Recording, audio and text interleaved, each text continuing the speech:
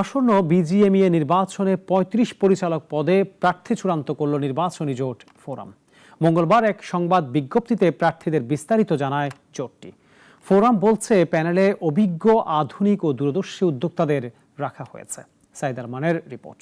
বাংলাদেশে তৈরি পোশাক খাতের শীর্ষ সংগঠন বিজিএমইএ সংগঠনটির 2025-27 মেয়াদকালের পরিচালক পর্ষদ নির্বাচন অনুষ্ঠিত হতে যাচ্ছে 31 মে।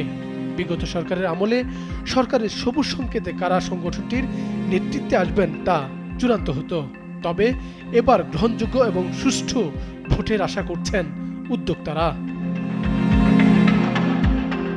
বরাবরের মতো নির্বাচনে অংশ নিচ্ছে দুই জোট, ফোরাম এবং সম্মিলিত পরিষদ। ঢাকায় 26 এবং চট্টগ্রামের 9 পরিচালক পদে জোটগুলো প্রার্থী দিচ্ছে।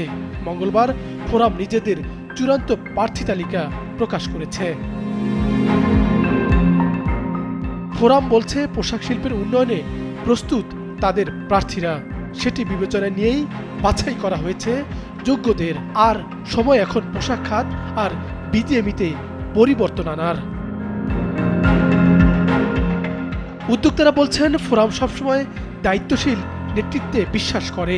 তারা একটি স্বচ্ছ এবং মালিক শ্রমিক সহায়ক বিজিএমইএ গড়ে তুলতে প্রতিশ্রুতি অব্যাহত রাখছে এবারও।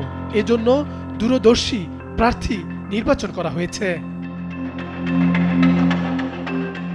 নির্বাচনী জোট ফোরাম মোটা দাগে 12টি কর্মকৌশল হাতে নিয়ে কাজ করতে চায় বিজিএমই পরিচালনার দায়িত্ব পেলে।